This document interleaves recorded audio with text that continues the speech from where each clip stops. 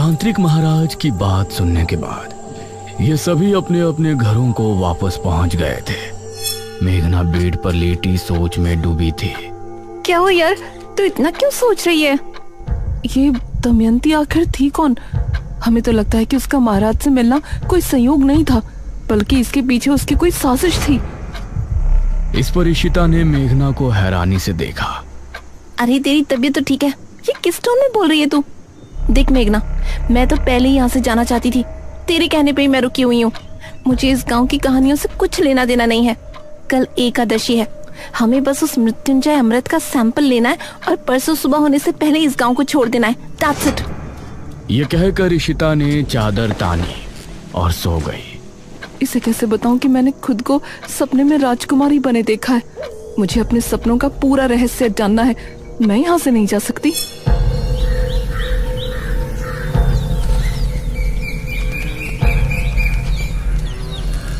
अगले दिन इशिता और मेघना आपस में बातें कर रही थी। आज रात को ठीक 9 बजे हम इस घर से निकल जाएंगे, ठीक है? यार मुझे इस तरह बिना कुछ बताए जाना ठीक नहीं लग रहा। हमें सबको बता देना चाहिए कि हम यहाँ पर मृत्युंजय अमृत के लिए आए हैं। तभी दरवाजे पर दस्तक हुई।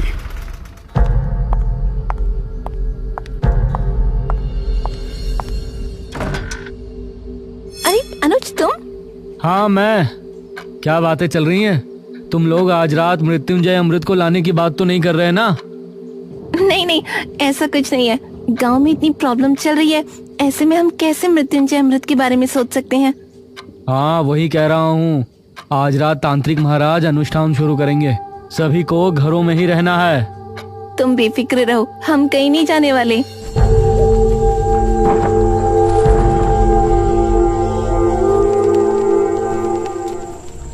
रात होने पर तांत्रिक महाराज ने अनुष्ठान की तैयारी शुरू की। उनके साथ किले में मुखिया और गांव के 2 आदमी मौजूद थे। वहीं अनुज और उसकी माँ हवेली पर अपने कमरे में बैठे थे। माँ, मेघना और इशिता को भी यहाँ बुला लूं? कहीं उन दोनों को डर लग रहा हो। इस पर ठकुराइन ने अनुज को घूर कर देखा। मैं सब समझ रही हूँ, तुम उस शहरी लड़की पर लट्टू हो रहे हो।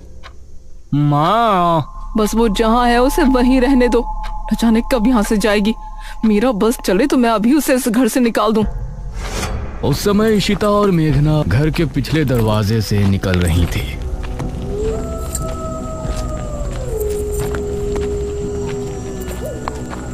मुझे अब भी कुछ ठीक नहीं लग रहा।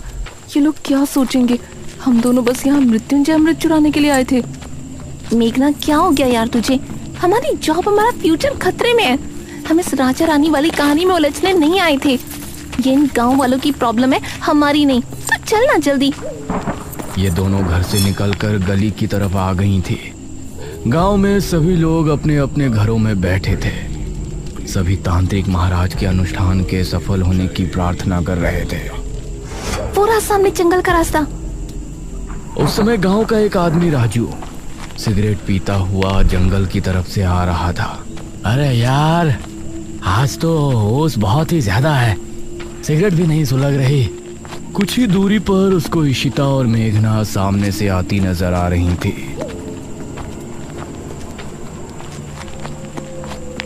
अरे वाह, यह तो वही शहरी हसीनाएं हैं जो मुखिया के घर ठहरी हैं। इनसे जान पहचान बढ़ाने का यह अच्छा मौका है। वो भी कुछ दूरी के फासले से इनके पीछे हो लिया। इशिता और मेघना ने अभी जंगल की सरहद पर कदम रखा ही था कि तभी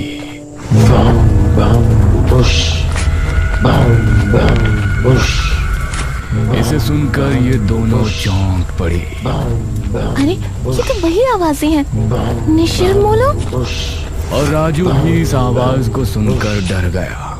हे भगवान, निशिर मोलो। राजू का दिल दहल उठा।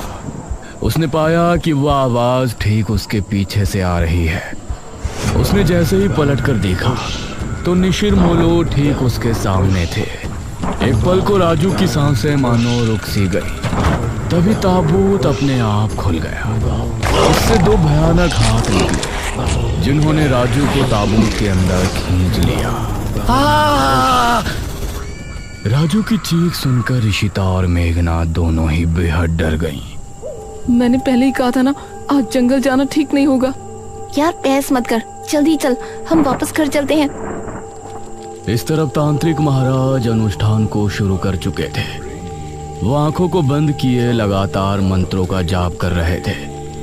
मुखिया और वो दोनों आदमी उनसे कुछ ही दूरी पर थे। भागो जल्दी, कहीं निशिर मुल्ला हमें देख ना ले। इशिता और मेघना दोनों अब डरी हुई हालत में आगे बढ़ रही थी, लेकिन वो आवाज कम होने के बजाय और बढ़ती जा रही थी। माँ, मैं यहाँ क्या करूँगा? मैं भी किले पर जा रहा हूँ। हो सकता है पिताजी को मेरी जरूरत हो। अरे भूल गए क्या, किसी को भी बाहर नहीं निकलना है। अरे मुझे कुछ नहीं होगा। वैसे भी निशिर मोलो की आवाज अभी तक नहीं सुनाई दी। मुझे नहीं लगता कि वो आ जाएंगे। ये कहकर अनुज अपनी माँ की बात काटते हुए घर से निकल गया। इस तरफ तांत्रिक महाराज भी अपनी आंखें बंद किए ध्यान मग्न थे। तांत्रिक महाराज ने खुद को एक अंधेरी जगह पर पाया। क्या यहाँ कोई है? सामने से कोई जवाब नहीं आया और तांत्रिक महाराज के पास एक तितली आकर रुकी।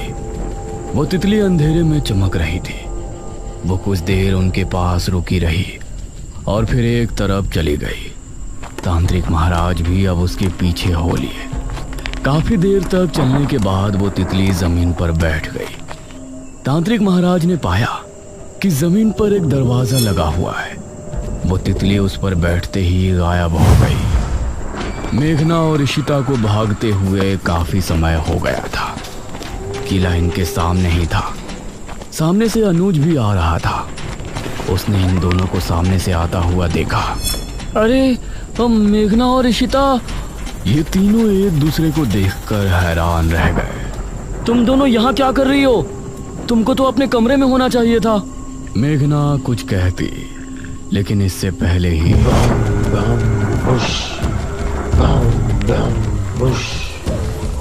ये क्या, निशिर मोलो आ गए?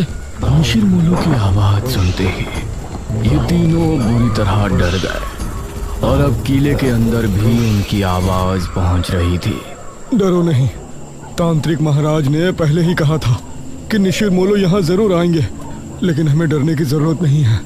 जब तक हम अपने घरों में हैं, वो हमें कोई नुकसान नहीं पहुंचा सकते। चलो हम भी किले के अंदर चलते हैं। और ये तीनों किले के अंदर पहुंचे। अरे तुम तीनों यहाँ क्या कर रहे हो? वो कुछ नहीं पिताजी। क्या मतलब कुछ नहीं? हमने कहा था ना कि आज की रात बाहर नहीं निकलना। तभी तांत्रिक महाराज ने एक लंबी सांस भरी और अपनी आंखें खोली। ये सभी उन्हें गौर से देखने लगे। क्या हुआ तांत्रिक महाराज, कुछ पता चला? मैंने अपनी पूरी शक्ति लगा दी, लेकिन मुझे सिर्फ एक दरवाजे के अलावा कुछ नहीं नजर आया। इस पर सबसे पहले मेघना ने सवाल किया। कैसा दरवाजा? वो दरवाजा किसी चौखट पर नहीं बल्कि जमीन पर लगा हुआ है। शायद कोई तहखाना है। इसका मतलब है कि वो किताब किसी तहखाने के अंदर ही है। ठीक है महाराज, हम लोग सुबह होने पर गांव के कुछ आदमियों को लेकर राजमहल जाएंगे और उस तहखाने को ढूंढेंगे। हाँ, यही विचार ठीक होगा। अब आप लोग अपने घरों को जा सकते हो। ध्यान से जाना, निशिर मोलो अभी भी तुमको रास्ते में मिल सकते हैं। जो आ गया महाराज। मुखिया अनुज और इन तीनों के साथ घर की तरफ रवाना हो गया और बाकी सभी गांव वाले भी अपने अपने घरों को चले गए। अनुज, तुमने बताया नहीं कि तुम तीनों यहाँ क्यों आए थे?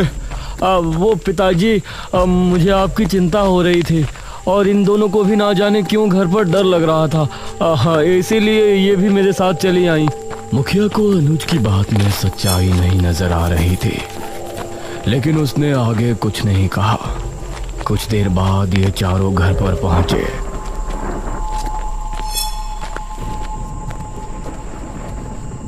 अब तुम लोग जाकर अपने अपने कमरों में चुपचाप सो जाओ। कोई मस्ती मजाक नहीं। जी पिताजी। ये कहकर मुखिया अपने कमरे में चला गया। फिर मेघना ने अनुज की तरफ देखा। थैंक यू अनुज, तुमने हमारे लिए अपने पिताजी से फिर झूठ बोला। अरे कोई बात नहीं मेघना, तुम्हारे लिए तो मैं 1000 झूठ भी बोल सकता हूँ। ये कहकर अनुज मुस्कुराते हुए अपने कमरे में चला गया। फिर इशिता और मेघना भी अपने कमरे में पहुंची। उस रात मेघना के मन में कई सवाल चल रहे थे। करीब 4 बजे जब वो सो रही थी तो उसने अपने आप को राजमहल में खड़ा हुआ पाया। अपने उसी राजकुमारी वाले अवतार में वो एक गलियारे से होती हुई आगे बढ़ रही थी। सामने ही एक बड़ा सा दरवाजा नजर आ रहा था। वो उस दरवाजे से होती हुई अंदर पहुंची। सामने एक अलमारी थी। उसने उस अलमारी को खोला तो उसके अंदर एक बक्सा रखा था। उस बक्से को खोलने पर उसे एक अंदर बड़ी सी चाबी रखी हुई नजर आई। मेघना सपने में बिल्कुल सही सलामत थी, लेकिन बाहर उसका पूरा शरीर पसीने से सराबोर हो गया था। तभी इशिता ने करवट ली तो उसने एक पल को आंखें खोलकर मेघना को देखा। मेघना, क्या हुआ तुझे? उठ। उसने मेघना को झंझोड़ा तो मेघना की नींद टूटी। क्या हुआ तुझे मेघना? देख तुझे कितना पसीना आ रहा है। मेघना नींद से जागी और लंबी लंबी सांसें लेने लगी। अरे कुछ तो बोल, कोई बुरा सपना देखा क्या? मेघना ने इशिता के जवाब में हल्का सा हाँ में सर हिलाया। इशिता ने उसे पीने के लिए पानी दिया और फिर उससे लिपट कर लेट गई। सुबह होने पर तांत्रिक महाराज कुछ गांव के लोगों को लेकर राजमहल पहुंचे। कोई भी कमरा, कोई भी गलियारा छूटना नहीं चाहिए। जी महाराज। गांव के सभी लोग अब अलग अलग गलियारों में चले गए। एक आदमी जिसका नाम मनीष था, वह एक कक्ष के सामने खड़ा था। उसने जैसे ही दरवाजा खोला तो कई चमगादड़ तेज शोर करते हुए वहां से निकल गए। उसने खुद को संभाला और कमरे के अंदर दाखिल हुआ। हे भगवान, कितना बड़ा कमरा है। तभी उसे भारी कदमों की आहट सुनाई देने लगी। उसने सामने देखा कि वही लबादे वाला आदमी उसके सामने खड़ा है।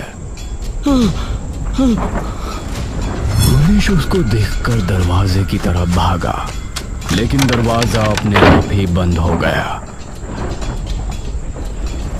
तभी वो लबादे वाला आदमी तेजी से उसके करीब पहुंचा और उसने कसकर मनीष का गला पकड़ लिया। मनीष की चीख महल की दीवारों में ही सिमट कर रह गई। गांव के लोगों ने राजमहल की अच्छे से तलाशी ली, लेकिन राजमहल इतना बड़ा था कि अपना पूरा दिन लगाने के बाद भी वो आधे राजमहल की छानबीन भी नहीं कर पाए थे। तांत्रिक महाराज, अब तो रात होने वाली है। अभी तक उस तहखाने का कुछ पता नहीं चला। उसको ढूंढना इतना भी आसान नहीं है जितना हमने सोचा है। मुखिया जी, हम रात में यहाँ नहीं रुक सकते। अवश्य, हम सभी यहाँ से निकलते हैं। सुबह होने पर फिर से आएंगे। ये सभी राजमहल से निकल ही रहे थे, तभी सामने से इनको मेघना आती हुई नजर आई। अरे बेटी मेघना, तुम यहाँ? जी अंकल। तुम यहाँ क्यों आई हो पुत्री? मुझे लगता है कि मैं उस तहखाने तक आपको लेकर जा सकती हूँ। ये कैसे हो सकता है?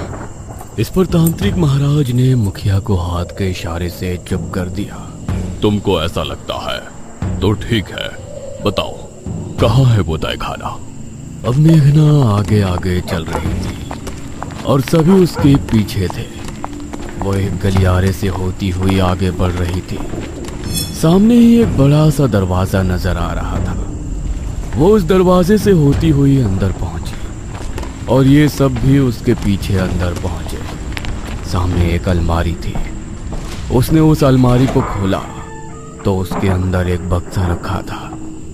उस बक्से को खोलने पर उसे अंदर एक बड़ी सी चाबी रखी हुई नजर आई, जिसे देखकर ये सभी हैरान रह गए। हे भगवान! मेघना ने बिना कुछ बोले चाबी को उठाया और फिर से आगे बढ़ी। सामने एक और दरवाजा था। मेघना उससे होते हुए सभी को अपने साथ अंदर ले गई। उस अंधेरे कमरे में सभी को जमीन पर एक दरवाजा नजर आया, जिसे देखकर सभी की हैरानी का ठिकाना नहीं था। यही है वो दरवाजा जो हमने हमारी दिव्य दृष्टि से देखा था। उस दरवाजे पर एक छेद था। मेघना ने उस छेद के अंदर चाबी लगाकर 3 बार घुमाया। अब इसे उठाकर देखो। तांत्रिक महाराज के कहने पर 2 आदमियों ने दरवाजे को उठाकर देखा तो वह आसानी से उठ गया। दूसरी तरफ अनुज और इशिता घर पर मौजूद थे। अनुज, मेघना कमरे में नहीं है। क्या मतलब? कहाँ गई अब वो? मुझसे तो टॉयलेट की बोल के गई थी, अब देखा तो वहाँ भी नहीं है। यह सुनकर अनुज हैरान रह गया। इस तरफ राजमहल में ये सभी तहखाने के अंदर पहुंचे। वहां एक शीशे के बक्से में एक किताब रखी हुई नजर आई। हाँ, यही है बेरमपुर पुराण। सभी किताब को देखकर खुश भी थे और हैरान भी। पुत्री, इसे उठाओ और फिर हम किले पर चलते हैं। मेघना ने जैसे ही किताब को बक्से से उठाया तो अजीब सा शोर उत्पन्न हुआ। यह कैसी आवाज है? तभी तहखाने के हर एक कोने से बिच्छू निकलकर इनकी तरफ आने लगे। सभी निकलो यहाँ से, जल्दी। अब ये सभी तेजी से ऊपर की तरफ भागे, लेकिन एक आदमी को बिच्छुओं ने सीढ़ियों पर ही अपने चपेट में ले लिया। उस आदमी को एक ही पल में बिच्छुओं ने कंकाल में बदल दिया। बाकी सभी लोग डरी हुई हालत में महल के मुख्य द्वार की तरफ भागे। मेघना सबसे आगे भाग रही थी। दरवाजे से होते हुए ये महल से बाहर निकलने में कामयाब हो गए, लेकिन ठीक दरवाजे पर जो आदमी सबसे पीछे था उसको भी बिच्छुओं ने अपने चपेट में ले लिया और उस आदमी की चीख पूरे राजमहल में गूंज गई। इन लोगों ने अब अपने कदमों को रोका नहीं और किले में पहुंचकर अपनी सांस तोड़ी। तांत्रिक महाराज ने मेघना को गौर से देखा। पुत्री, इस किताब के बारे में तुमको कैसे पता चली? उस समय अनुज और इशिता भी वहां पहुंचे। अब ये सभी मेघना की तरफ ही देख रहे थे, लेकिन मेघना की नजर उस किताब पर थी जिससे कई रहस्यों का खुलासा होने वाला था।